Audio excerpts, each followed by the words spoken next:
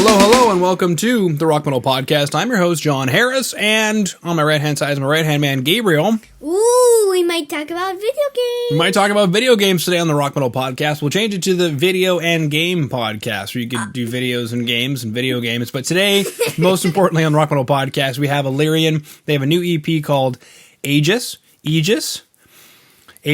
is released Aegis on October 15th. Right now I'm being joined by Jeff to share some more information about this stellar release. Why all this talk about age? I'm starting to feel old. Jeff, great to have you on. John, Gabriel, nice to meet you guys. Thanks so much for having me. Absolutely. Well, thanks for writing some good music. I'm trying to remember exactly. You guys in Calgary? We are in Calgary. Yeah, you're up in Edmonton, eh? We sure are. I was trying to remember because Curtis sent me a bunch of stuff. For everybody listening in, Curtis is the magical guy who does PR. So if you're interested, you're a band and you want to know about PR and getting exposed, hit me up. Let me know. I can get you in touch with Curtis. And I remember he sent me a band, and I remember one of them being in Calgary, and I just had this like flash where it was like, ILLYRIAN, they're from Calgary. That's us, the one and only. The one and only, bam. So cool. We could take a few minutes to celebrate, pop some champagne. You guys had a historic moment last night at time of recording. Yes. So we released this EP last Friday. It came out. Playing the EP release show this coming Friday. It's quite a, as much as we're celebrating the release of it and that being kind of the start of a new chapter, it is also an end of an era. We are losing not one but two members of the band as of Friday. Will be their last show with us. So our guitar player Kelly Haig, she's stepping away. As well as our drummer, Darren May. Kelly's been with us since just before COVID, and Darren's been with us just shy of 7 years. So, losing half the band as of Friday. So that's, it'll be a big day for us. Yeah. Wow. Maybe you guys shouldn't be so hard on them or something. Well, yes, it's probably at least a little bit us, but you know how things have been the last 18 months with stuff in the world, and priorities change, lives move on, and we wish them all the best, and the ILLYRIAN train will keep on rolling. Yeah, groovy. So then I guess if it's not too terribly personal, none of my business sort of thing, but what's the plan from here? Do you guys have some replacements? Did they offer up somebody when they put in their 2-week notice? What's going on there? Yeah, for sure. So right now it's a little, like Scott and I are going to continue. Admittedly the waters are a little murky as far as a static plan of what's going to be happening. Scott, who's the other guitar player and another one of the vocalists, he and I are the kind of creative pair of the band. So he and I do all the writing, instrumentally and lyrically on my half. So between the two of us, we can continue writing. We could honestly kind of churn out an entirely new album just between the two of us. So we are fortunate in that sense that from a creative perspective, we can keep going forward and keep collaborating and, kind of take our time auditioning members and trying other people on. We don't have to find two people to continue making the music, at least from a studio perspective. Obviously from a live perspective, that's a very different situation. We have a couple guys that we have been able to fall back on for kind of fill-in positions. So if a really good opportunity comes around, a bigger band comes through and they need an opening act, we're able to kind of get some I guess I'll use the word hired guns to step in and help us kind of play shows and all that. But ideally that's kind of a short-term situation. We are looking at auditioning members, trying people out. So if you're listening to this and you're a guitar player or a drummer in the Calgary area, looking to join a thrash death band, please hit us up. We're happy to accept all applications coming up here, and we'll probably start that process in earnest. We'll probably take a few weeks after the show and just kind of settle, say goodbye to Darren and Kelly, honor that, and start that audition process. Probably, late November would be my estimate.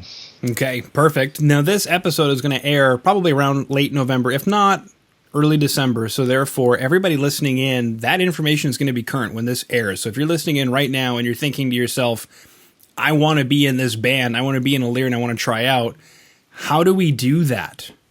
Yeah, so you can reach us on all the usual social channels. If you have us on Facebook, you can just shoot us a message on there. Another easy way to do it, you could just reach us via email. Our email is just ILLYRIANband@gmail.com. ILLYRIAN is spelled ILLYRIAN. IAN as in November.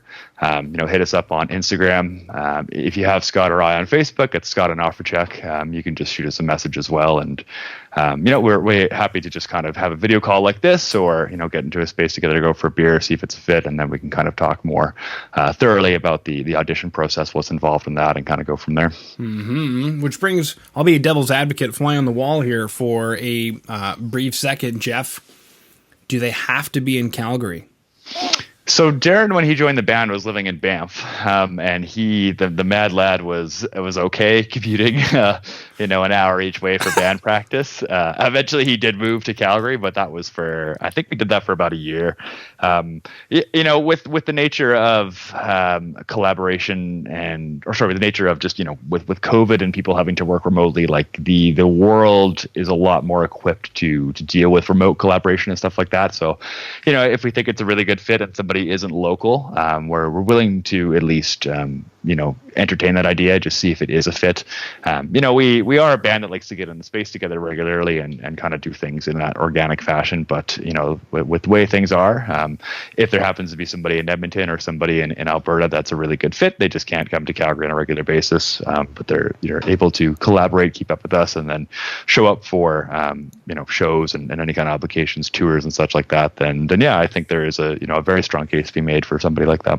Mm-hmm, exactly. And I don't know how I was going to connect the dots on this one, but the drum playthrough video for Age of Fire I'm watching right now. You guys have a sense of humor. I dig it. Thanks. We try to. A big cornerstone of us is to not take ourselves too seriously, at least in the I guess the narrative or creative or performance perspective. We take ourselves seriously in terms of insofar as the business side, the professional side, that has a place, but we don't want to be melodramatic or talk too socio-political about our themes and our lyrics. So, everything we write about is about video games or comic books or just stuff that we like, and we kind of like to go out and have fun, and we want our fans to have that same experience. And so you'll kind of see that through line through all of our content, kind of trying to be just a little goofy and a little less serious about things. But life is too serious already, man, right? Like, we don't need more serious metal bands. We need more party metal bands, in my opinion. So. Mm-hmm. Speaking of which, I'm watching a video right now, I think released 19 hours ago on the Facebook, and somebody's got long hair and biceps and... That's Scott. Yeah. So that's the other half of Illyrian as of Saturday. So yeah, we did a little spoof on Commando. So he's getting ready, and Scott always gets flack because he's clearly a great looking guy. You can see the man. He's chiseled out of marble, and he was so worried about releasing this video. He was like, "Oh, I have to, people are gonna think I'm so vain and narcissistic." And I was like, "No, it's hilarious. Like, it's fine. Please go ahead." So, yeah, we honestly a lot of feedback we hear when we talk to fans, just for festivals or whatever, and they'll say, "Hey, you guys are the Illyrian guys. Like, we love your videos." We don't even think we like our music, but the first thing we hear is, "Oh, you're the guys that release those funny videos." We have little skits that we do or whatever. So we had a full house when we released like a year ago, and it blew our metrics. Like, it performed like something like 400 times better than anything we'd ever done on the internet. So we often joke if the band falls apart, we'll just be a skit comedy team instead, because that seems to be doing okay for us. Mm-hmm. There could be a message there from the internet gods. Yes, yeah. As to the age of the internet. The age of the internet. The next album, yes. Now, speaking of video games, things you like to write about, what is this EP about? Is it a theme? Were you looking to compile certain things together? Yeah, so this one actually is straight up about a very specific video game. This one is a concept EP about a little video game called Dark Souls. Dark Souls came out, it'll be 10 years next month, actually. If you haven't heard of it, it's kind of known for, it sort of came out of nowhere and was this very punishing title. It came out in an age, pardon the turn of phrase there, where a lot of video games that were coming out were kind of these, sort of, I'll call them like Disneyland rides. Like you pay your money, you get the experience you're gonna get. It really kind of takes you along. You see the spectacle, the credits roll, you move on with your life. I remember when the game came out, I've been a gamer, most of my life, and I was feeling a little disenfranchised by a lot of the games were coming out then. And then Dark Souls comes along, it it doesn't offer any help whatsoever, and the first boss kills you immediately, and just really kind of did one of these to game design at the time, and really evoked an older era, an era that was before my time as a gamer, but and people really kind of took to that, and said, yes, like this is, thank you for respecting us as players, and like really enjoyed the difficulty of it. And there's a lot of, kind of personal pieces around that. And, at the time I was sort of going through my own mental health issues, and kind of having the space to, kind of have that level of control, kind of push through something to end up in a triumphant position. Like, I don't want to be too dramatic about it, but you kind of learn something about yourself when you do kind of beat your head against the wall and keep pushing and keep trying, and do succeed, come out the other side. And, even if it is just a video game, I think there is still something really important to that kind of experience. So Dark Souls has always had a very special place in my heart as a result. And we wanted to try doing a concept album for our next release. At the time we wanted to do a full album. Kind of as factors came into play, COVID entered the picture. We decided we'd rather do an EP. It's a little more focused. If it's our first time doing a concept album, we only have to cover 4 or 5 songs as opposed to 10 or 12 songs, and sort of exploring that whole process. So the EP front to back is about an individual character from Dark Souls. He's sort of a character in the lore, a character named Lord Gwyn. Sort of his rise to power, and then being in power, and then the hubris and all that falls, and then kind of the falling of his kingdom. And it's a very like ancient Greek style of story, that kind of classic hero's rise and the fall from grace and all that. So high level, that whole album, that whole EP front to back is about that character from Dark Souls. Okay, is that what we're seeing in the lyric video for Age of Chaos?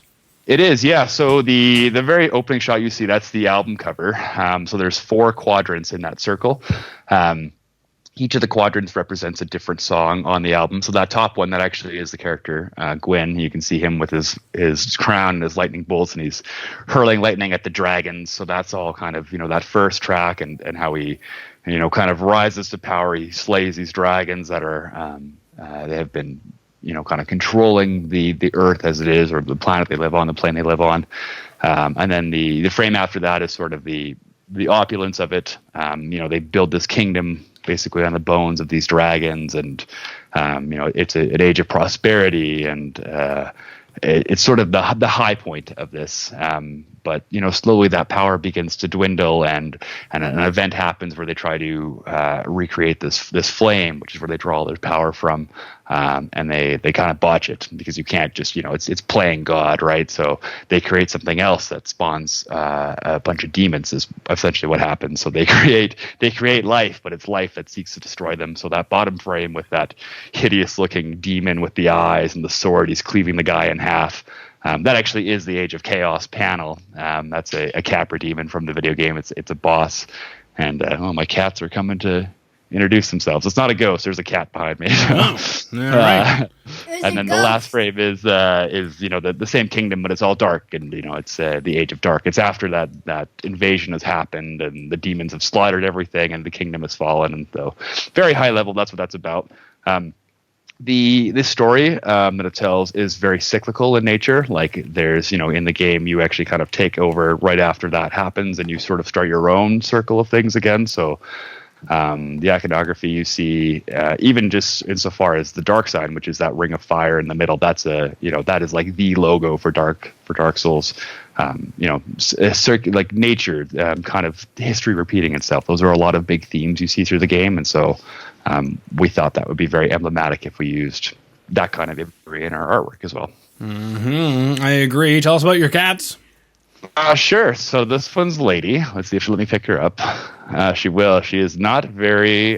She's pretty shy. I see that. Say hello, Lady. Yes. I've got another one who she's a very typical cat. She's definitely on her 9th life. She's very cautious, very wary of strangers, keeps to herself, very high alert. my other one, his name is Kush.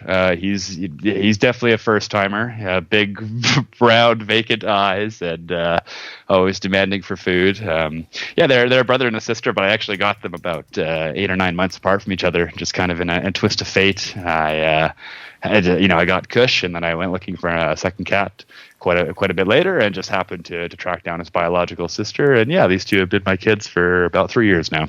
Wow. So I actually thought it was the ghost from Phasmophobia. I should have just said it was a ghost instead. Like, oh, this is my resident ghost. Yeah, you can't see him, but he's chill. Have you ever played that game, Phasmophobia? I've heard of it. Yeah, no, I'm not great with horror games, to be honest with you. I'm a bit of a baby with horror games. Horror movies are fine, but when I have to play the character, you always watch horror movies. You're like, I would never act that way.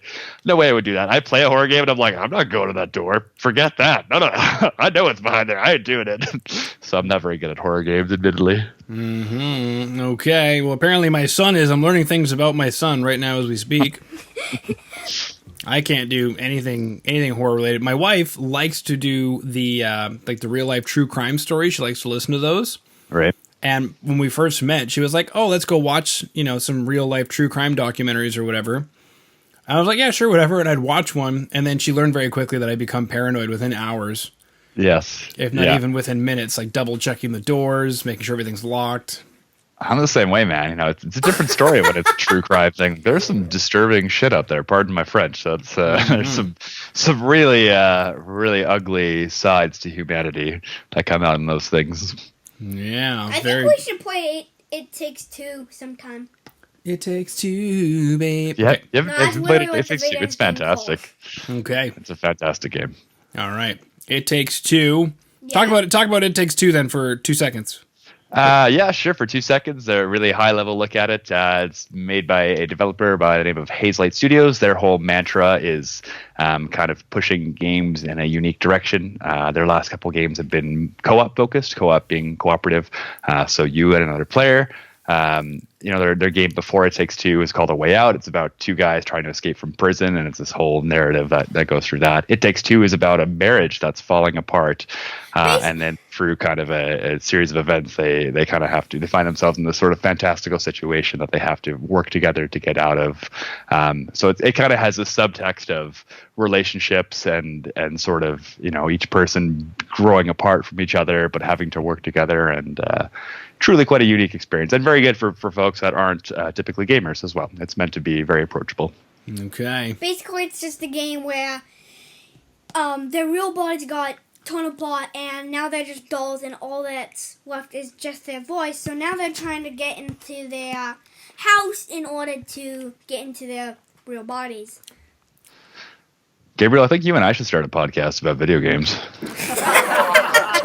Sure, hit me up on a seller. I'll friend you on Hypixel.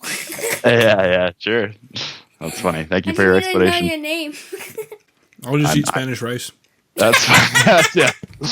Thank you for your contributions to this podcast, John. That's it. Yeah, we'll give you your own microphone. Your username in the Skype chat. Sure. Well, that's cool. Making friends here on the Rock Metal Podcast. Yeah, except you have to. It's the age of friend making. I like that joke. I'm just gonna keep Except using just in Minecraft. It's the age of blank from here on out. That's age of Spanish rice. That's right, the age of Spanish rice. We're making up so many ages. The age of gaming. The age of gaming. The age of gaming while eating Spanish rice. If it were Teen Titans Go, it would be the age of the Spanish the rice or something. Yeah, totally. Tell me of the age of the eating of the Spanish rice. Long ago. I think you should watch that show. Yeah. Totally. I know. Well, then Robin would want to tell the story truthfully, but then Cyborg would come in and say, no, I got this. This is the true thing. He's just gonna tell us some gibberish that wasn't real. That's basically the episode in a nutshell. Episode in a nutshell. Well, Illyrian in a nutshell is the age of... A nutshell. Blank. Death and thrash metal. More death on this one? That's too long of an age. It's the age of party metal. We'll call it that. Yeah, party metal. You should start a new genre. Just call it party metal, and then you could have post-melodic progressive technical party metal. Perfect. Yeah. Folk party metal. Yeah. Yeah, folk party metal. So it happened 500 years ago. What would be there? 500 years ago, it'd probably be flagons of mead, wenches, which is probably not politically correct to say anymore, but 500 years ago, I mean, that's probably some sort of thinly veiled class struggle, probably between like orcs and humans. Some message about humans being the real monsters. I think this would probably be, and then it would kind of tie it all together nicely with a very happy, harmonious message, probably involving more flagons of ale. Yeah. So I actually just looked up the word wench because I've heard of it. I just haven't really ever looked up the definition of it. Oh, no? Yeah. Yeah. So a female servant at a tavern. That makes sense from that perspective. Or a woman of socially low class. Oh, that's less fun. Yeah, and then it gets even worse from there because then it gets into lewd, promiscuous, or prostitutional women. Yeah, I believe it is now a derogatory term, whereas once it meant just a server. So in a lot of the I guess we'll call them period pieces, but they're fantasy. It's often like, bar wench, another flagon of ale, and it's like, a lot of these things I think came out in the 80s and 90s and earlier, and you're like, yeah, those were different times. So. Mm-hmm. And 500 years ago, certainly. It's always a good time for Spanish rice, though. Well, it's always a good time for friending me on my Switch, because I also have a Switch. He's got a Nintendo Switch. Big secret of mine. Big secret. Yeah. And I have 3 games, though. Yeah. If we had more time. I use my Switch liberally, so I'm with you there, brother. Sweet. All right. Well, let's go ahead and finish it up because we got to move on to our next call. So, Gabes, I appreciate the enthusiasm, but let's finish it up and keep focused, okay? Okay. Cool. So we've chatted about the EP Aegis, available now everywhere that you listen to music. We've got 2 videos available down below, Age of Fire and Age of Chaos, so you can go ahead and check out. If you're interested in trying out for the band, Jeff gave us some of that information earlier, but Jeff, if you could once again soundbite what you're looking for and how they can contact you. Yeah, for sure. So we'll be in the market for both a guitar player and a drummer as well. And if you happen to be a vocalist in addition to that, even better. We'll probably be starting our audition process probably towards the end of late November or by the time this episode airs. You could reach us on our usual social channels, Facebook, Instagram, probably the best ones to get in touch with us. You could also just send us an email at illyryanband@gmail.com. That's ILLYRIAN band@gmail.com. Beautiful. And so basically what I would argue is that if you watch the Age of Fire drum playthrough and you can do it, then there you go, right? If you believe it, you can do it. That's right. That's right, baby. He's not even a drummer, so. Okay, cool. Thanks, Gabesy. Yeah, so there it is. Everybody listening in, drummer, guitar player, write in, especially if you're in Calgary. We also chatted about Dark Souls video game, owning multiple cats, and how many cats it takes before you're a crazy cat guy. It takes 2. Full circle. Boom. That's basically Val in a nutshell. Yeah, and then Spanish rice. So we're going to have to jump on to the next call. But EP, Aegis, out now. Everywhere you consume music. Jeff, thank you so much for coming on to the show. Pleasure chatting, boys. Take care.